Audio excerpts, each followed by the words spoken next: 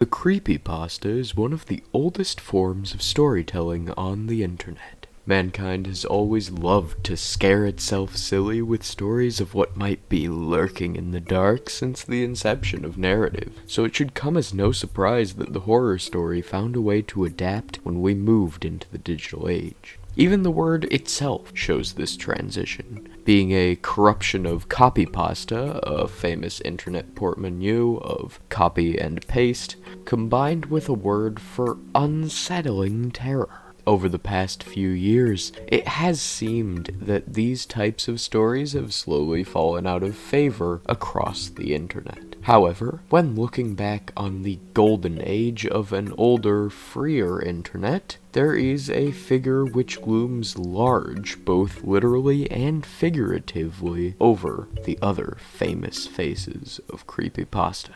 I am of course referring to the Slenderman, a supernatural being now known mostly for appearing in a god-awful 2018 film and influencing a violent 2014 stabbing in Wisconsin. However, if we look back to his peak, we see an entirely different story. Hello y'all, I'm Afton Geek here, and this is Afton Talks, where today we're examining what made the Slender Man so popular, and what it tells us about the inception of horror on the internet. Hey, if you could just take a little time to subscribe to the channel and give the video a like, that would be excellent. It's totally free, and it puts us one step closer to 100 subscribers. So even if you don't subscribe or like, I'm still grateful that you took the time to watch the video. Anyways, I won't hold you here for any longer, so let's continue forwards. So, starting off, let's get right into the details of the Slenderman. The name has become so omnipresent that almost anyone who has spent a significant amount of time on the internet will recognize it immediately. But, for anyone who has spent the last 15 years under a rock, let me catch you up. Created by Eric Knudsen under the alias Victor Surge, the Slenderman made its first appearance in 2009 through a series of cryptic photos as a part of a Photoshop contest on the Something Awful forums. The character is almost always depicted as a tall, thin, vaguely humanoid figure with a blank face and elongated limbs, dressed in a smartly fitting black suit. Yeah, get your jokes about my art style out of the way. Later additions into the mythos involve long tentacles and the addition of slender sickness, a territorial nature, and proxies, or humans controlled either directly or indirectly by the Slenderman. Most of these additions come from two sources. The first is Marble Hornets, an excellent YouTube series which can be watched right here for free on this platform. I recommend you experience it for yourself if you have the time, because it can still hold up now, even all these years later. While not directly tied to the Slender mythos, it posted its first episode not long after the Slenderman appeared in the Something Awful forums, and its primary antagonist, dubbed the Operator, is clearly based on Knudsen's images. It is from Marble Hornets that slender sickness, tentacles, and the first hints of proxies begin to appear. But all of these ideas are developed and added to by two of the most iconic indie horror games of all time, Slender the 8 Pages and Slender the Arrival. These games are, for what they're meant to be, quite well done. They expand on the Slender mythos in a very meaningful way, but their most important influence was on the character's popularity.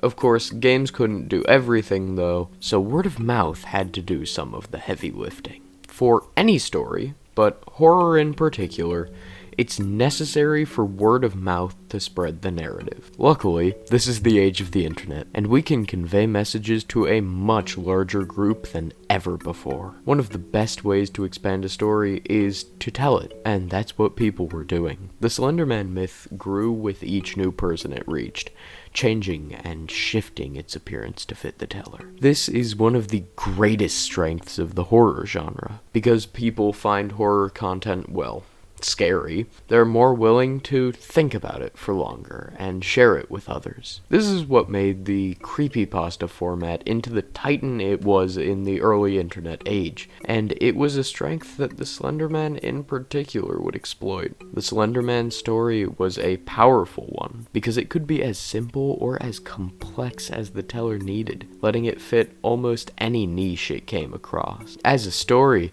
the Slenderman was almost perfect, and could have only existed with the power of the early internet.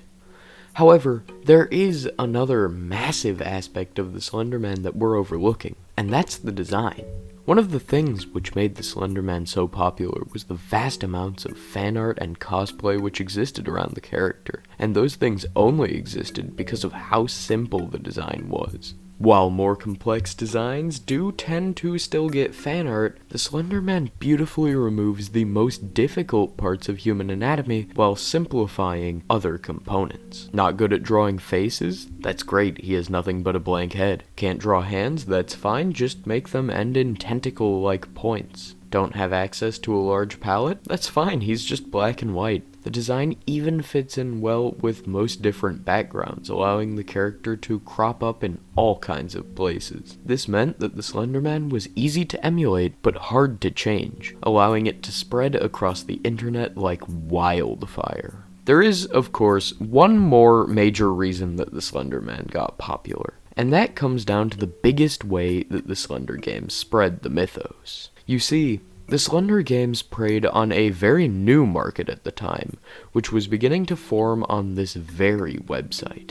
Yes, that's right, I'm talking about the idea of a Let's Play. Grab an overly excitable young fool, give him a webcam, and boom, suddenly you've got yourself a whole new audience you can reach. This wasn't necessarily a new phenomenon, YouTube basically grew on the back of gaming, but Slender was really the first game to realize that horror can get some of the best reactions. There's something wired into the primitive parts of our brain which loves to see people get frightened. The feeling of that second-hand rush. Unfortunately, though, this created a whole new type of game, designed not to be played, but to be watched. It's with this new influx of horror games that I'll be picking up in a future video. Yep, that's right, you've been tricked into watching a two-parter. If you made it this far, I recommend you subscribe to the channel, and make sure you click the bell icon to be alerted when the second part comes out. Anyways, until then, I've been Afton G. Kier, and good night, y'all.